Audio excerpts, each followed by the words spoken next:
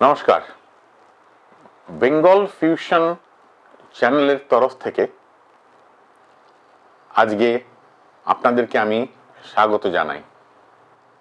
আজকের আলোচ্য বিষয় প্রস্টেট হেলথ চেকআপ।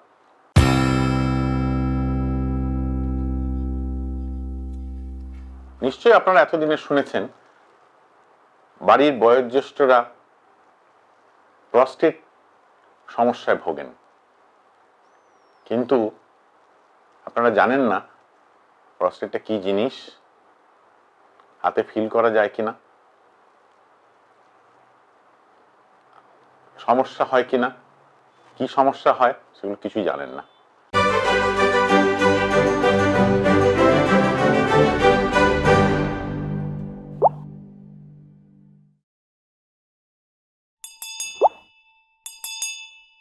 প্রস্টেট একটা গ্রন্থি, এটা একটা মেল সেক্স গ্ল্যান্ড, মেয়েদের হয় না।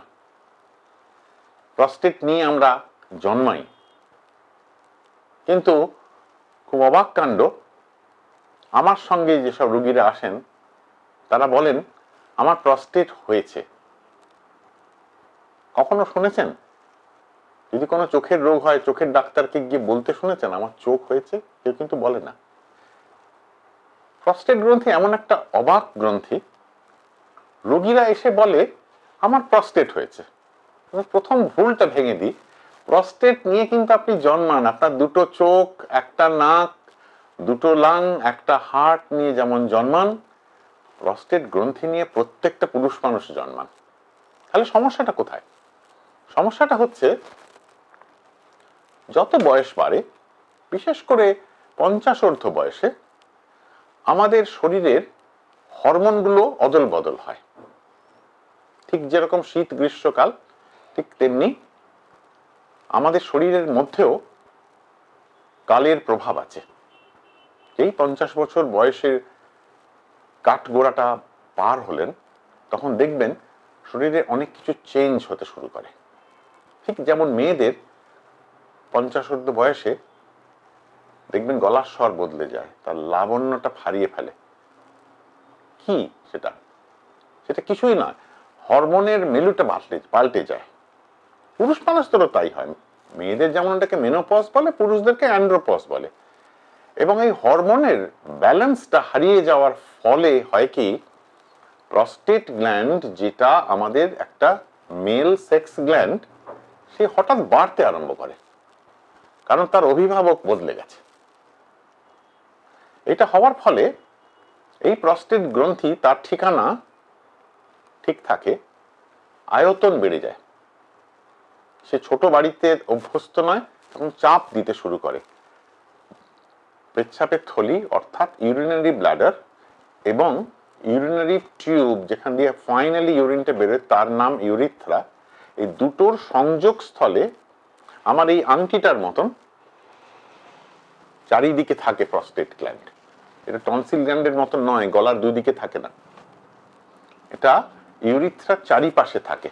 এবার যখন আয়তনে বাড়ে, এই ইউরিন পাস করার চ্যানেলটা অর্থাৎ ইউরিথ্রাটাকে সে টুটি চেপে ধরে। এইটাকে বলে এনলার্জড প্রস্টেট, আর কিছু না, মানে প্রস্টেটটা বড় হয়েছে। এর আরো নাম আছে, আমাদের যেরকম ডাকটাম থাকে এরও নাম আছে। এর নাম আছে বিপিএইচ অর্থাৎ বিনাইন প্রস্টেট হাইপারট্রফি। এর আরো গন্ডগোল আছে, এর মধ্যে আবার ক্যান্সারও হয়, সে কথা পরে আসছে। এই এনলার্জড প্রস্টেটটা ইউরিনটাকে ইউরিনের পাইপ দিয়ে বেরোতে দেয় না। তাতে হয় কি, ইউরিনের গতিটা স্লো হয়ে যায়, ধীর গতিতে পাস করে। তাতে করে হয় কি, বয়সকালে মানুষ পুরো ইউরিনটা পাস করতে পারেন না, রাত্রে বারবার উঠতে হয়, দিনের বেলাও বারবার যেতে হয়, এবং মনে হয় অনেক দেরি হয়ে গেল, রাত্রে ঘুমটাও চটকে গেল, এবং মনে হয় আরেকটু হলে ভালো হতো, আরেকটু হলে ভালো হতো, আরেকটু হলে ভালো হতো, হতে হতে একদিন হঠাৎ আটকে যায়। তার নাম রিটেনশন অফ ইউরিন, অর্থাৎ খুব সাবধান, এই প্রস্টেট গ্ল্যান্ড ছোট্ট একটা গ্ল্যান্ড, তার নর্মাল ওজন 10 গ্রাম, এই নিয়ে জন্মায় মানুষ। বাড়তে বাড়তে 30, 40, 50, আমার জীবনে আমি 500 গ্রামের গ্ল্যান্ড দেখেছি। যখন আমি মেডিকেল কলেজে পড়তাম, একটি অপারেশনে 1/2 কিলো ওজনের প্রস্টেট গ্ল্যান্ড বার হয়েছিল, অপারেশন করে কেটে। কিন্তু সামান্য বড় হলেই ওই ছোট্ট নালীটাকে সে চিপকে দেয়, চিপকে দিয়ে সারা সমস্যার শোরগোল লাগিয়ে দেয়। তাহলে কি কি হলো? Prostate gland, mail sex gland 50 বয়সে বাড়লে পরে ইউরিনে বাধা দেয়, তাতে পেচ্ছাপের ফ্লোটা স্লো হয়ে যায়, বারবার উঠতে হয়, মনে হয় যেন খালি হলো না, এবং আলটিমেটলি আটকে যায়। এই করে আপনি বুঝবেন শুধুমাত্র যে বড় হচ্ছে তার জন্য কিন্তু প্রস্টেটের চিকিৎসার দরকার নেই, যদি মাত্র সমস্যা হয়। যদি সমস্যা হয় তাহলে আপনি বুঝতেই পারবেন, রাত্রে বারবার উঠতে হবে, তখন ডাক্তারের কাছে যাবেন, তার আগে যাবার দরকার নেই। যদি গেলেনি, এবার আপনি বুঝবেন কি করে, প্রমাণ করবেন কি করে? প্রমাণ করা যাবে একটা সোনোগ্রাফি করলে। ইউএসজি অফ কেইউবি এই জিনিসটা যদি করেন, তাহলে সমস্ত কিডনি থেকে শুরু করে পেচ্ছাপের নালীর ডগা পর্যন্ত সমস্ত সোনোগ্রাফি হয়ে যাবে, এবং আপনি বুঝতে পারবেন যে প্রস্টেট আয়তনে বেড়ে অনেক বাধা সৃষ্টি করে ইউরিনারি ব্লাডারটাকে বাধা দিচ্ছে, কিডনিটাকে বাধা দিচ্ছে। চিকিৎসা করা প্রয়োজন। কি চিকিৎসা? চিকিৎসা অনেকে এটা ওটা ওষুধ খান, গাছপালা থেকে তৈরি করা ওষুধ খান, টোটকা খান, দরকার নেই। আজকের দিনে অনেক ওষুধ বেরিয়ে গেছে যা এই প্রস্টেট গ্ল্যান্ডকে শুকিয়ে দিতে পারে।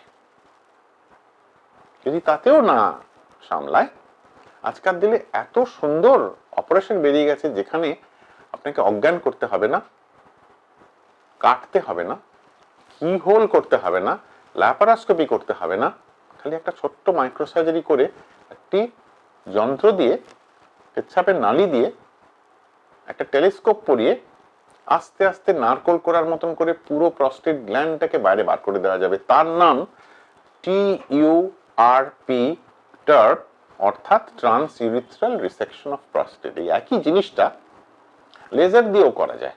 খুব একটা যে প্রয়োজন আছে তা নয়, কিন্তু করলে করতে পারেন। একটু রক্তক্ষরণটা কম হয়, একটু তাড়াতাড়ি বাড়ি যাওয়া যায়, বিশেষ আকাশ পাতাল তফাৎ হয় না। আসল উদ্দেশ্যটা হচ্ছে প্রস্টেট গ্ল্যান্ডটাকে বার করতে হবে। সুতরাং আমরা আজকে কি শিখলাম? আমরা শিখলাম 50 বয়সে প্রস্টেট গ্রন্থিটা, যেটা একটা মেল সেক্স গ্ল্যান্ড, সেটা বাড়তে পারে, বাড়লে ঝামেলা করতে পারে। কি ঝামেলা? না, সেটা বারবার ইউরিন যেতে হবে, আস্তে আস্তে হবে, ঘুম চটকে যাবে, এটা চিকিৎসা করা দরকার। জড়িবুটি খেয়ে নয়, আইদার ওষুধ খেয়ে অথবা মাইক্রোসার্জারি করে এই জিনিসটার চিকিৎসা করুন। বয়সকালে হয়, ভয় পাবেন না, অপেক্ষা করবেন না, বয়সটাকে বাড়িয়ে লাভ নেই। যখন আপনার 2-3টে হার্ট অ্যাটাক হয়ে যাবে তখন এগিয়ে এসে বিপদ ডেকে আনবেন না। যখনই সমস্যা হবে ডাক্তারের কাছে যান, দেখবেন প্রচুর ডাক্তার আছে, প্রচুর ওষুধ আছে, প্রচুর ভালো ভালো অপারেশন আছে, আপনি নর্মাল জীবন যাপন করতে পারবেন।